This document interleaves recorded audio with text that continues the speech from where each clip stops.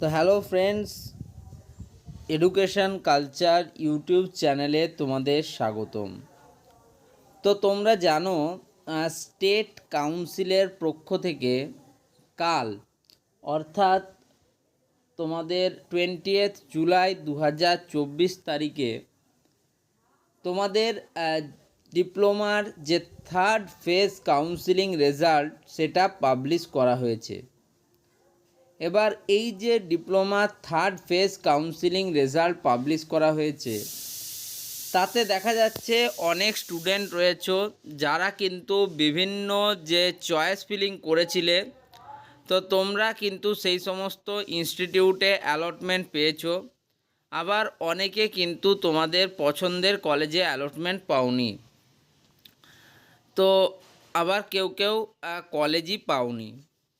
তো যে সমস্ত স্টুডেন্টরা ফার্স্ট ফেজ, সেকেন্ড ফেজ এবং থার্ড ফেজ কাউন্সিলিংয়ে কোনো কলেজ পেলে না, আসল প্রবলেমটা তার কারণ এরপরে শুধুমাত্র তোমাদের হাতে বাজছে ফোর্থ ফেজ কাউন্সিলিং। যদিও তোমরা বুঝতেই পারছো যে ফোর্থ ফেজ কাউন্সিলিং যেটা হবে তাতে কিন্তু সিট সংখ্যা আরও কমে যাবে। তার কারণ দেখো, প্রত্যেকটা কলেজ কিছু নীতিতে কাজ করে এবং তাদের সেই অনুযায়ী সিট কিন্তু ভ্যাকেন্ট থাকে। কিন্তু এই যে থার্ড ফেজ কাউন্সিলিংয়ের রেজাল্ট পাবলিশ হলো, তারপর দেখা যাচ্ছে যে বেশিরভাগ ক্ষেত্রেই কলেজের যে সিট সংখ্যা সেটা কিন্তু দ্রুত হারে কমে গিয়েছে এবং ফোর্থ ফেজের জন্য সিট সংখ্যা আরও কমে যাবে।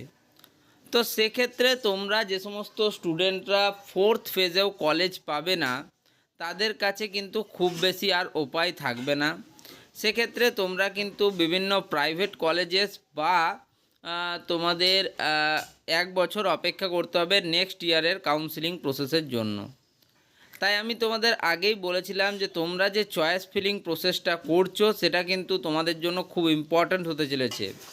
আমরা দেখেছি ফার্স্ট ফেজ কাউন্সিলিংয়ের সময় যখন চয়েস ফিলিং হচ্ছিল তখন প্রচুর স্টুডেন্ট ভুল তোমাদের চয়েস ফিল আপ করেছিলে। সেই একই কাজটা তোমরা যখন সেকেন্ড ফেজ চয়েস ফিলিং হলো তখনও করলে। এর ফলে তোমাদের কলেজ পাওয়ার চান্সেস কিন্তু আস্তে আস্তে কমতে থেকেছে, যেটা কিন্তু আমি মনে করি। ওকে, এবার যে সমস্ত স্টুডেন্টরা তোমরা বিভিন্ন কলেজ পেয়েছো, তোমাদেরকে বলবো যেহেতু তোমাদের কাল থেকে অর্থাৎ 22 তারিখ থেকে তোমরা উইক পাচ্ছ, মানে তোমাদের তোমরা 22 তারিখ তোমাদের সোমবার পড়ছে, 23 তারিখ মঙ্গলবার পড়ছে, মানে তোমরা এই যে 26 তারিখ পর্যন্ত উইক তোমরা পাচ্ছ। তোমাদের উইকেন্ডটা যেটা থাকছে সেটা কিন্তু তোমরা ফুল ফেজে পাচ্ছ। সেক্ষেত্রে তোমরা প্রত্যেকেই অ্যাডমিশান নিয়ে নেবে।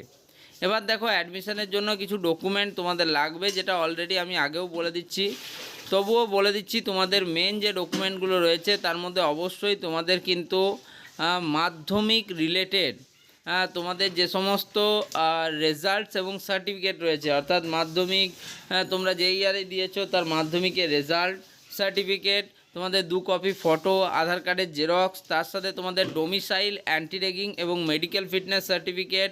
এবং যদি তুমি কোনো কোটা সিস্টেম থেকে বিলং করো, অর্থাৎ SC ST বা OBC বা ফিজিক্যালি চ্যালেঞ্জ বা EWS TFW, সেক্ষেত্রে তোমরা অবশ্যই কিন্তু তোমাদের রেলিভেন্ট যে সার্টিফিকেট সেটা তোমাদেরকে প্রোভাইড করতে হবে, তারপরেই তোমাদের অ্যাডমিশান প্রসেস হবে। তাছাড়া তোমাদের র্যাঙ্ক কার্ড এবং অ্যালটমেন্ট লেটার, এই দুটোও কিন্তু মোস্ট ইম্পর্টেন্ট পার্সপেক্টিভ দাঁড়িয়ে যায় এক্ষেত্রে। তো আমি তোমাদেরকে শুধু একটা কথাই বলবো, দেখো তোমরা যারা কিন্তু কলেজ পেলে, এরপর তোমরা কিন্তু খুব বেশি ওয়েট করতে যেও না।